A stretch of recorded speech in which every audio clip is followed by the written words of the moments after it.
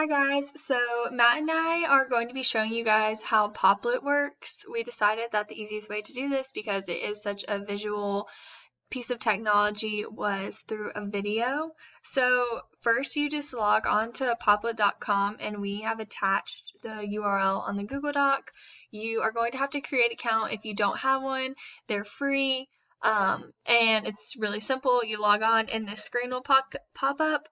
And so to first make your Poplet, you just click Make New Poplet, and then you would enter your name of like whatever you're creating, and then color, and click Make It So. I already have one ready for our example, and they can save, which is really great. So the first screen that'll come up is this blank one, and then you simply just add the Poplets on. So like I created our topic sentence from this one. And so to create a new Poplet, you literally just click New Popl. So this is literally it.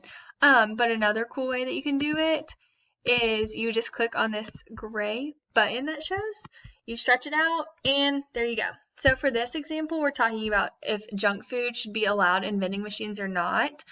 And this would be a great argumentative essay like outline tool, because in this one you could put pros, and then in the second little box you could put cons.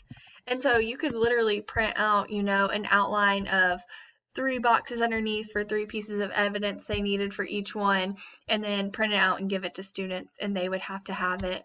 The great thing about Poplet is you can do so many things with these little bubbles. So you can do the text box, you can change the font size, like if you want it in the middle or to the side, you can draw in them. Like you can literally do all kinds of things. You can add videos from your computer, from these websites, like you can add little GIFs or anything like that. And there's so many different ways you can do it. So you can save, edit, they'll literally organize the Poplets for you. You can add the content like I was talking about. You can do presentations on it. And this feature that says hide name tags, you can basically have students comment individually on your Poplet. So you could create a class one, and each student's comment would come up. So where it says Madison, it could say like your students' names. You can print them, make it a PDF, literally anything. So this would be like a great example for an essay outline. Another really cool thing about Poplet is if you go home, they have so many examples. So this one is just facts about Earth, so you can use it for physical science, and you could see they put a picture of the Earth in the middle of it, and then Poplets coming out. So you can see where I was talking about the names, this one is obviously Jared repeated, but every student would have like their own color, and they could have their name right here, and then they just use it as like facts about the Earth. So one of the cool things is, like I said, you can print them out, create your own graphic organizers about them. I did one for a different class, and it was just getting used to the piece of technology, and it was all about me. So at the top, obviously, I put my name, and then hobbies, and then I would extend this one. So one of my hobbies is painting.